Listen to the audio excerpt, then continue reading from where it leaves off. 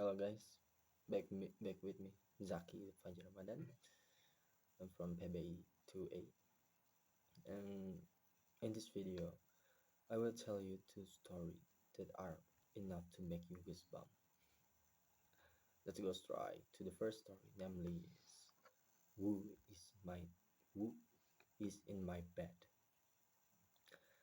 The story is a father went to say good night to his 7 years old son, very well knowing that if he didn't, his son would have trouble sleeping. It was like the routine between them. He entered the dimly lit room where his son waited for his blanket. With the first glance, the father could tell there was something unusual about his son tonight, but couldn't put his finger on it. He looked the same but had a grin that drove from ear to ear. You okay, buddy? A father asked. The son nodded, still with the grin, before saying, Daddy, check for monster under my bed. Oh.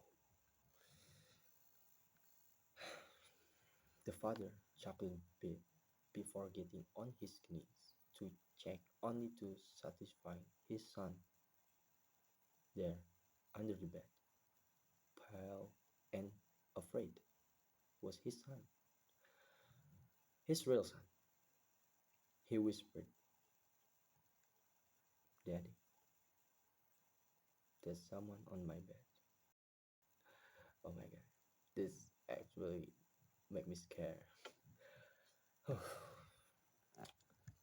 Okay, now I will continue the second story. The namely, the namely is the cabin. Yeah, cabin. The story is a hiker decide to go on a hike by himself. Sorry, something he was not very used to. The whole day was normal. Trees and buses in the fluid. His surroundings. He enjoyed being outdoors in the mountain. Nothing seemed strange to him. Uh, that was until he was making his way back to his car. He figured an 8 hour hike was good enough. The sky was already getting dark and he needed to get back. Hmm,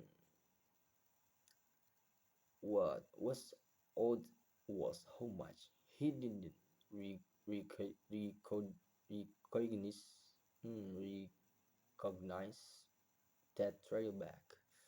He began to panic, and the night had already taken over, and all he had was a flashlight and no clue on how to get back. He knew it was already too late and too dangerous to keep going through the perilous, perilous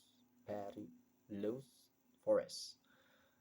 He began to worry, that he could have no shelter for the night when almost luckily enough he stumbled across a broken down cabin. It was dark and seemed like no one had visited it, as no one had visited it in years. But he knew it was only place where he could rest until daylight, especially since his flashlight was running out of battery. He knocked, he knocked on the door a few times, but no one answered. So he let himself in where, strangely enough, a perfect bed fitted for one person awaited him in the center. He knew that if the owner came back, he could explain himself.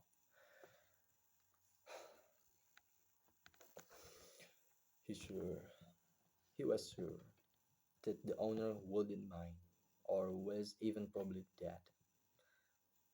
So he went ahead and got himself comfortable in bed. As he tried to sleep, he couldn't ignore the collection of painting around the room. Portrait of the train, uh, mm, looking people are peering at him, each wearing a smile that sent chills up his spine. Not too long after his execution, from the height put the best of him and was able to ignore the face. Sorry.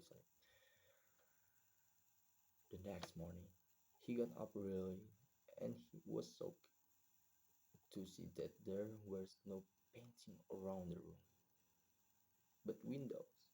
Yeah, just windows, no painting. Oh, guys, this makes me sad.